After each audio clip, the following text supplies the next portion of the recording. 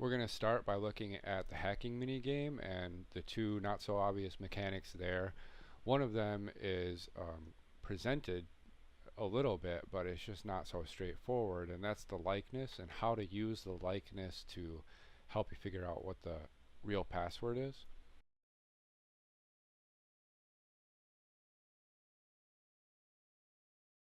In our example, we have the word wary, and we've guessed the word wary, and we have a likeness of 1 with our password, which means that our password either has a W in the first position, or an R, or an A in the second position, or an R in the third position, or a Y in the fourth position.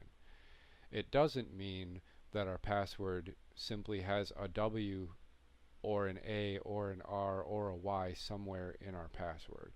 It's very location specific or place specific.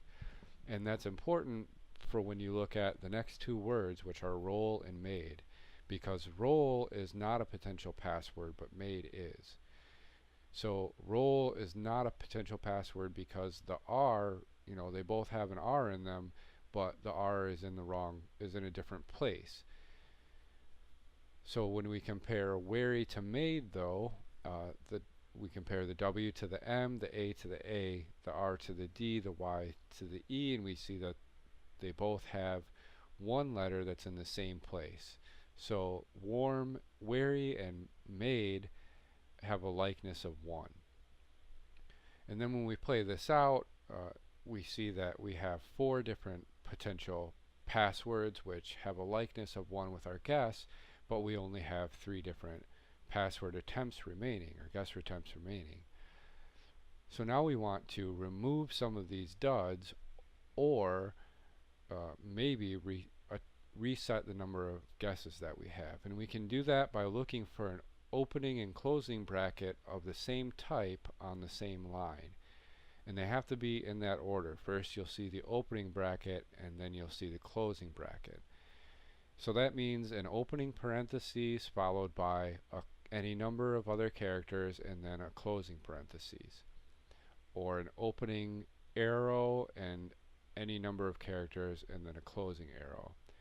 And when you see these, you can highlight the opening tag with the cursor, and it will highlight all of the characters in between the opening and closing tags, and you click on that and it will either remove one of the duds or reset the number of password attempts. I mean, it's pretty straightforward, but there's one situation where you're going to want to do things specifically, and that's when you have 2 opening tags that share a closing tag. You can see there's one line right here where we have 3 different secret entries on one line, and 2 of them are formed by square brackets where opening square brackets, 2 opening square brackets share a closing square bracket. When you see that, you have to click on the shorter one or the inside one first in order to get both of them. If you click the longer one or the outside one, it will wipe away the inside one. You won't be able to click on that one second. But the arrow, in this case, the secret entry that starts with the arrow, and then we can click on that at any time. It's just the square bracket ones that we want to do really specifically.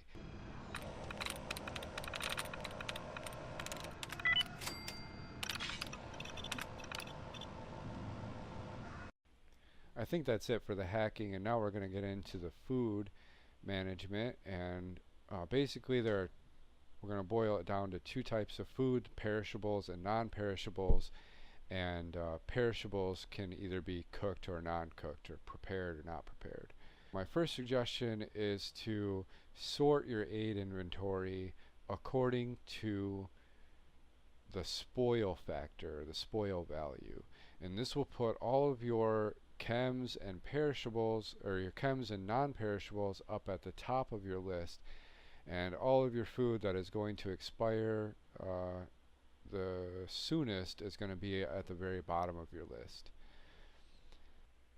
And the simple reason why food is more important in Fallout 76, aside from the constant hunger survival aspect, is that chems will no longer stack on a player, So if you take more than one chem at a time, you'll only get the effects of the last one that you take. And instead, if you want to buff up your character with a lot of temporary buffs that stack, you'll use food for those things as opposed to buff out and psycho and mentats. And finally, we're going to talk about how to quickly dispatch robots and the way that the combat mechanics differ for robots compared to all the living NPC types. So what I mean, because the combat mechanics don't actually change, they're just different when it comes to robots. Because of how, because robots are not organic creatures and they use energy weapons primarily, whereas most of the living creatures, NPC types, will use ballistic or explosive weapons. So those two differences, the long and short of it is that the combat and marine armor, which is really protective against the ballistic damage done by mole miners and super mutants and scorched, is less effective against the energy damage done by robots. And the headshots that are devastating to a living NPC type are barely effective against robots. So you have those two things just to take into consideration. This gets really important in the end game because the missile silos, the nuclear silos, are populated entirely with robots. So if your character is, if you are geared out with a bunch of ballistic weapons and combat or marine armor, which is really effective against ballistic weapons, that character is going to be less effective in the missile silo than he is out in the rest of the world. So what I found, as a just a general tip right here is for the missile silo, the best armor that I found you can have is heavy leather armor, studded heavy leather armor. If you can get the plans for it, they're usually at the northern responder railroad stations. So that's Grafton and Morgantown. The railroad stations usually have heavy leather plans up there. Now we're going to look at the individual robots, and even using just ballistic weapons, we're going to look at how you can take them down as quickly as possible. The first robot on our list here is going to be the Protectron, and the Protectron is one of two robots that will self-destruct and explode. And the way that you trigger that with the Protectron is to shoot off, well, you disable its combat abilities, which means that you shoot off both of its arms. Because the Protectron has a ranged attack, which is the laser guns that it shoots out of its hands, and then it has the melee attack, which is the slam attack with its arms. So if you shoot off both of its arms, the only thing left for a Protectron to do is walk towards you and explode. So shoot off both of the Protectron's arms and it will become a walking tie bomb. And this is really convenient if it is in a group of other Protectrons that are all walking with it at relatively the same speed, and then it'll devastate a lot of them. The arms and the torso on the Protectron are also where you're going to get the most damage per bullet, and the headshot is pretty worthless on the Protectron. It's pretty worthless on all robots. Disabling the legs on the Protectron is not really very effective. You can do it and he'll fall over, but you're probably going to kill him in that amount of time. It does more damage than a headshot, but really you want to go for the torso or the arms on the Protectron models.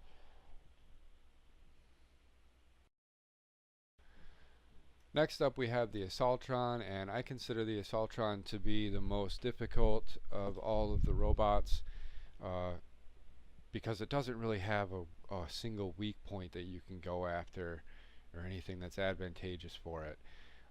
There are several different ways you can attack it and be somewhat effective against it, but none of them are as effective as shooting the arms off a Protectron or shooting the fusion cores on a Sentry bot. So it is possible to blow the legs off, and you can do that, and I did it here with this rifle in just a few rounds. The legs are going to do more damage than a headshot, but legs are not really overall that effective. Once an Assaultron is down, it is still probably 75% combat effective with that laser on his face, and she's going to crawl after you.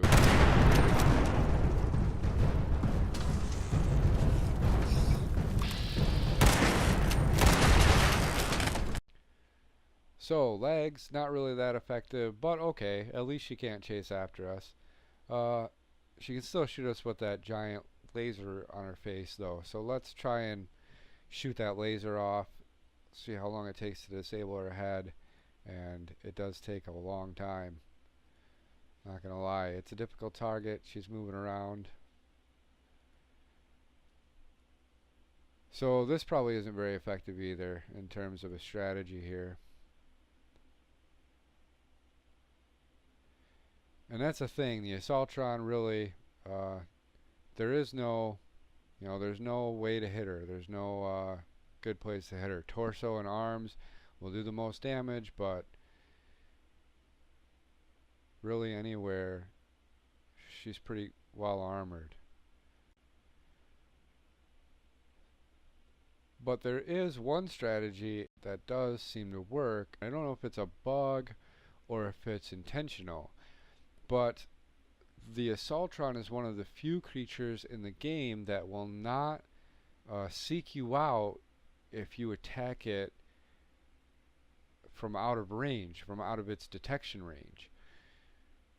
So, the one strategy that does work as long as you're far enough away is just to stay far enough away. Shoot her in the chest and she'll go down pretty quick, like here, but like a super mutant or a mole miner, if you shoot those, they're going to come looking for you. A sentry bot, Mr. Handy, he's going to come seek you out. But the Assaultron is pretty much just going to let you shoot her from far away. As long as you don't get close enough to her for her to detect you. We've got a couple examples of that here just to show that it's not a one-off. And it's very consistent for me in this Watoga area, but again, I don't know if that's all Assaultrons everywhere, or if it's some kind of a location specific bug or a creature type specific bug. It's just something that I've noticed here.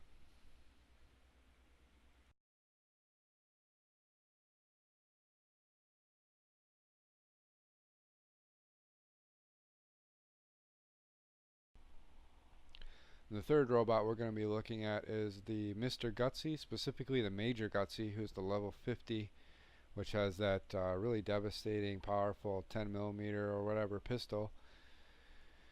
He does a lot of damage with that thing. And then he has that laser rifle as a secondary, or the laser pistol as a secondary. And additionally, he's pretty well armored, at least in his torso and in that round area. However, his legs and his thruster do take a lot of damage when you hit those.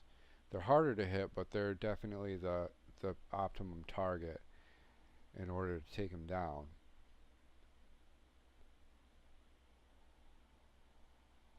With the 10mm, he really did a lot of damage. With that laser pistol, though, he almost does no damage with me in this leather armor. So, yeah, that's my primary objective when I face one of these Major Gutsies, is to disable that pistol that he has. And then he can basically, it doesn't matter how long it takes me to get rid of him after that. As long as you just shoot me with that laser pistol, he doesn't really do enough damage to be a concern. But I wanted to show you that thruster, taking down that thruster if you can hit it. It's a difficult target. Usually you hit a leg, especially if you're just aiming at him like down the barrel, down the sights. You'll usually end up hitting one of his legs instead of the thruster. But if you do manage to hit it and take it down, it just disables him.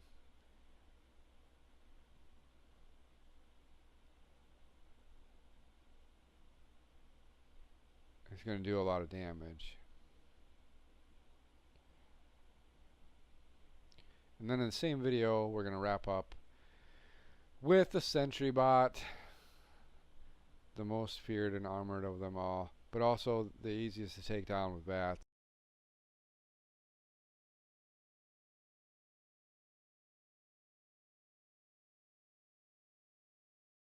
around here somewhere, right up there.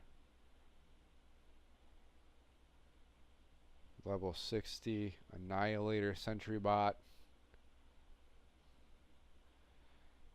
So in VATS you can see the fusion cores as the option there, and that's where your target's going to be. It's almost impossible to hit if you're not in VATS unless he's still and you're far away with a scope. We got a fusion core. Yep, one hit on it. And he's down. He's down for the count. So now he's the second robot that will self-destruct also. And that will happen anytime you take down a sentry bot. Anytime it dies, it will self-destruct afterwards. So you want to either loot him really quick and then retreat to a safe distance, or just wait to get him.